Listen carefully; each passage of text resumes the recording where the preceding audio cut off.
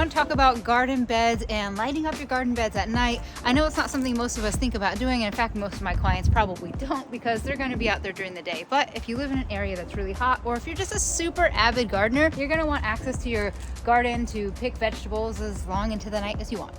I mean, nobody's picking fruit at midnight, but maybe, I don't know.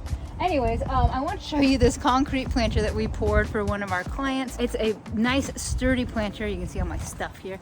But we have 2 of these boxes flanking it on the end. It's been about 3 years or so. We did a poured in place colored concrete planter, and this is for something more significant if she wanted to have something more architectural. But this is a functional garden. She changes out, does whatever she'd like with it. But like going back to lighting, there's a few different things you can do. So we have a lighting system that goes all throughout the landscape, even up into the planter wall over there and into some of the hardscape in the steps, which you can kind of see over there. So we have a lighting system that's tied in, and we're using these little brilliant lights in this garden. This is called a mini beam. It's 1.5 watt, and it's only about 1.5 inches by 1.25 inches. And honestly, it's the perfect little light if you want to stick this in your garden. It comes with this garden state, so you can kind of place it anywhere that you'd want. And this is going to extend the life of your usable space at night if you want to come out here when it starts to get a little bit dark. But also aesthetically, it's just beautiful to see your garden lit up. These are soft lights. They're not going to be like, it's not going to be like you're at Disneyland or anything, but this will give a little bit of illumination and just kind of like some character. All right, so here's a simple way that you can drill into concrete, whether you're trying to drill into a concrete wall. I'm drilling into a concrete planter right here. The things I want to consider when I'm doing this, especially with this concrete, is if you drill too close to an edge or a corner, say like here or up here, you run the risk of this chipping off over time. So my goal is to pop these down about 1 inch or so below the surface, and that's a big space right there. That feels pretty secure to me. But I wouldn't go probably less than 3/4 of an inch down, just for longevity. Anytime you puncture concrete, you're just creating a little bit of a weaker point. Again, these lights really don't weigh a lot, so it shouldn't, really affect it. But I look forward to showing you guys what this looks like at night when it's all lit up. So the first thing you need to do is you want to put your drill on hammer mode, and then you want to make sure that you have a masonry drill bit. You can see this is a masonry bit by the end of it. It kind of has like a little point, but it's also flat, like a shark head almost, I guess you could say. They come in a bunch of different sizes depending on what you need. I ended up getting this kit just to make sure that I had the right size. So obviously you can go quite large, you can go larger than that, and then quite small as well. I'm using a 3/16 bit with these concrete anchors. What you basically need to do is pre-drill the hole, and you don't want to drill it deeper than your anchor. And so it's going to give you a recommendation on whatever screws that you buy if you buy them new.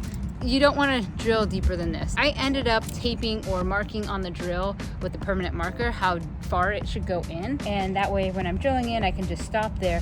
You also want to make sure that you clear out as much debris as you can. So when I'm drilling in, I'm also like pulling it out to pull out that dust. And then clearing it out, because if it's full of dust packed in there, your nylon sleeve is not going to go in easily. I should be able to push this in and then tap it with the hammer or the end of the screwdriver just to get it in nice and snug. And then when I come through with the actual screw, this is going to open up the flanges a little bit and really anchor it in there. What you want to consider is how heavy the piece is that you're putting up.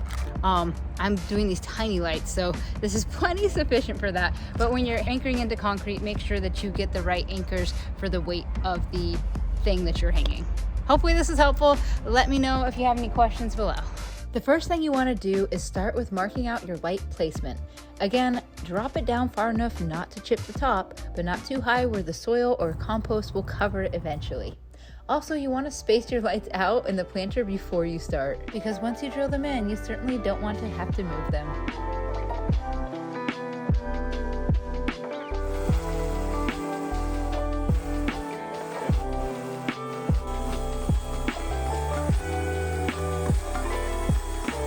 All right, so I finished drilling out both holes. I get the first one in, the first hole drilled first, and then I double check it because the first one that I did, I marked them both and I drilled them out at the same time. But if the drill gets like slightly off, then the last one it just didn't look as good. So now I'm just drilling the one side and then double checking before I drill the other.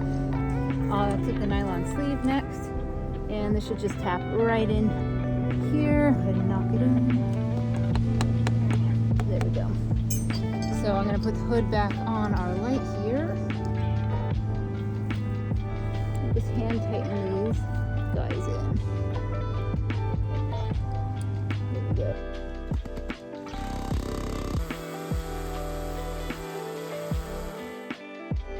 Don't they look great? Again, these are brilliant mini beam lights and they pack a great punch for such a small area. Plus, they are water resistant or waterproof, so you can put these in a pond or your garden and not have to worry about them. They're going to be long lasting because they're made out of brass. Anyways, if you have any questions about lights or your landscapes, let me know, and go ahead and smash that like or whatever, or follow. Thanks.